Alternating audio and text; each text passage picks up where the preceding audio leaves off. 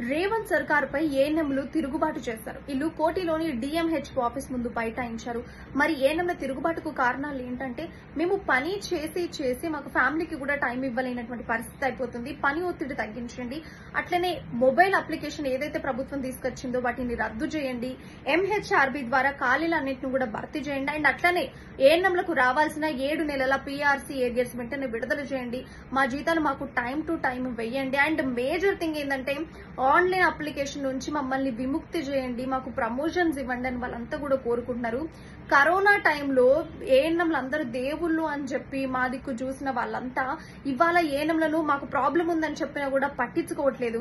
And government మీ దగ్గరనే funds లేవు అని చెప్తున్నారు. మీ దగ్గరనే ఫండ్స్ లేవంటే చిన్న జీతగాళ్ళము, మా దగ్గర ఎక్కడ ఫండ్స్ ఉంటాయని వాళ్ళంతా కూడా ఈ బాధనంతా వ్యక్తపరుస్తున్నారు.